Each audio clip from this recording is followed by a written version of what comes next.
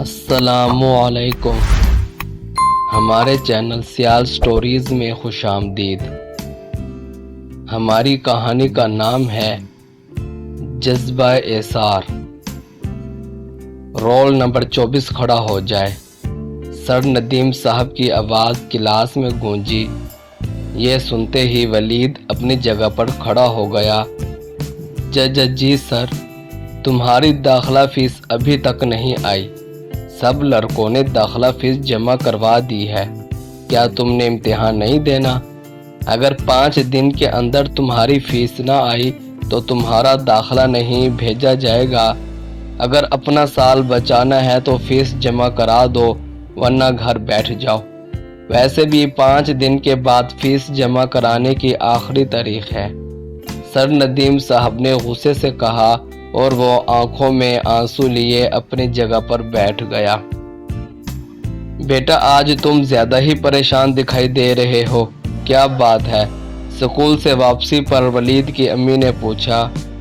امی، میں نے ابھی تک داخلہ فیس جمع نہیں کرائی، تقریباً تمام لڑکوں نے جمع کرا دی ہے۔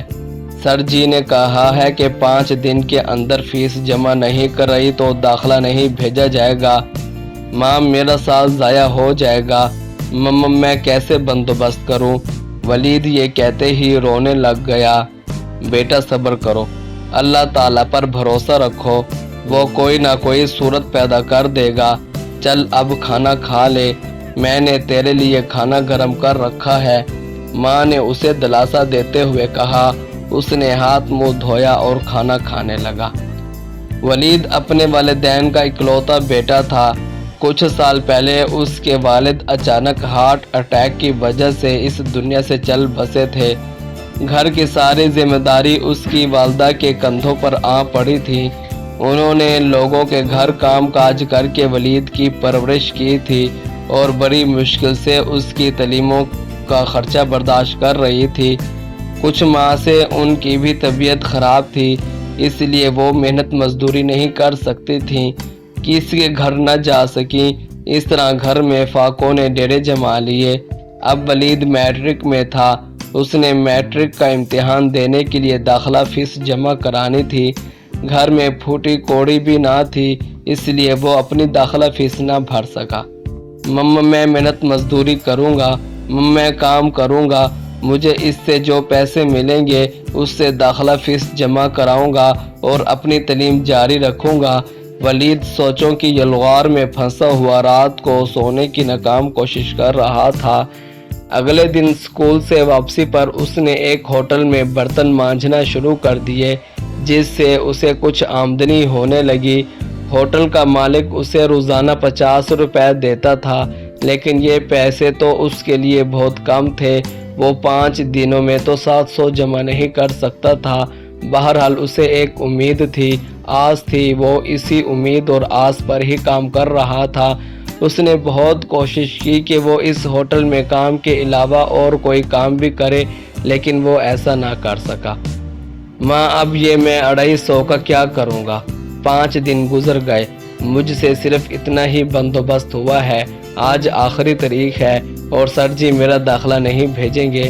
ماں، میرا سال ضائع ہو جائے گا، میری محنت بیکار ہو جائے گی، میں ان پیسوں کا کیا کروں؟ وہ صبح سویرے اسکول جانے سے پہلے ہی ماں کی گود میں سر رکھ کر رو رہا تھا۔ بیٹا صبر کرو، اللہ تعالیٰ سے دعا کرو، قسمت میں جو کچھ لکھا ہوگا وہ ہو کر رہے گا۔ چلو اب تم اسکول جانے کی تیاری کرو۔ ماں نے اس کے لیے ناشتہ تیار کیا۔ ناشتہ کرنے کے بعد اس نے بے دلی سے بستہ اٹھا لیا اور باہر نکل پڑا۔ شاید میری قسمت میں امتحان دینا نہیں، میں کبھی بھی نہیں پڑھ سکوں گا۔ میری ماں نے جو سپنے دیکھے تھے وہ ٹوٹ جائیں گے، میری خواہش کبھی پوری نہیں ہوگی۔ وہ سارے راستے سوچوں کی یلغار میں پھنسا ہوا بوجھل قدموں سے اسکول کی طرف بڑھ رہا تھا۔ ابھی اس نے تھوڑا سا سفر ہی طے کیا ہوگا کہ اچانک اسے کسی کے رونے کی آواز آئی۔ وہ اس آواز کی سمت بڑھنے لگا۔ اس نے دیکھا کہ ایک بچہ کندھے پر بستہ لٹکائے فٹ پاتھ پر بیٹھا رو رہا ہے۔ کیا ہوا دوست، کیوں پریشان ہو؟ کیا تمہیں اسکول سے دیر نہیں ہو رہی؟ ولید نے اس کے قریب جا کر پوچھا۔ تم کون ہو؟ میں تمہیں نہیں جانتا، तुम भी तो स्कूल जा रहे हो। वो लड़का बौखला गया। हाँ, मैं स्कूल जा रहा हूँ, लेकिन तुम्हें रोता हुआ देखकर मेरा दिल पिसीज गया। लगता है तुम परेशान हो। मुझे बताओ, शायद मैं तुम्हारी परेशानी दूर कर सकूं। तुम मेरी क्या परेशानी दूर कर सकोगे? मुझे तो तुम खुद परेशान दिखाई दे रहे हो। तुम्हारी सूजी हुई आंखों से लग रहा है कि तुम भी रोते रहे हो। क्या यही बात है ना? वो लड़का बोला। हाँ हाँ, यही बात है।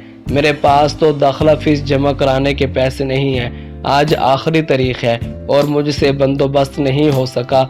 मैं तो इसलिए परेशान हूँ, लेकिन तुम्हें क्या है? तुम क्यों रो रहे थे? वलीद ने पूछा। मेरे साथ भी यही मसला है। माँ बाप वफात पा चुके हैं। चचा के घर रह रहा हूँ। शाम को नौकरी करता हूँ और सुबह स्कूल जाता हूँ। चचा मेरी तालीम का खर्चा बर्दाश्त नहीं कर सकते, इसलिए सारा खर्चा मुझे ही बर्दाश्त करना पड़ता है। इतनी सख्त मेहनत के बावजूद मुझसे सिर्फ 500 रुपये ही इकट्ठे हुए हैं, जबकि दाखिला फीस 700 रुपये है। बस अल्लाह की मर्जी, जो किस्मत में होगा देखा जाएगा। वो लड़का अफसुर्दगी से बोला। 500 रुपये तो तुम इम्तिहान ज़रूर दोगे, तुम्हारी दाखिला फीस ज़रूर जाएगी। ये लो 200 रुपये, तुम दाखिला फीस जमा कराओ। मेरे पास सिर्फ 250 रुपये ही हैं। मेरा साल तो ज़ाया हो ही जाएगा, तुम तो अपना साल बचाओ। ये कहते ही वलीद ने 200 रुपये उसकी तरफ बढ़ा दिए। नहीं दोस्त, तुम दाखिला फीस जमा कराओ, मैं तुम्हें पैसे देता हूँ। मैं अपना साल बचाने की खातिर तुम्हारा साल कैसे ज़ाया कर दूँ? ये लो, तुम अपने पैसे पूरे करो और स्कूल जाओ।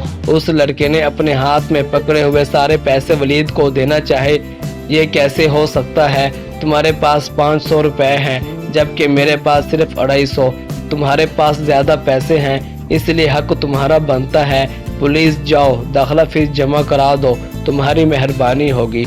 जाओ दोस्त जाओ, देर हो जाएगी। वलीद ने उस लड़के को आगे की तरफ धकेला और आप खुद पीछे हटने लगा। उसकी आंखों से आंसू तैरने लगे। शाबाश बच्चों, शाबाश।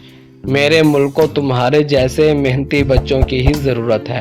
तुम ज़रूर पढ़ोगे, तुम दोनों की ही दाखिला फीस जाएगी।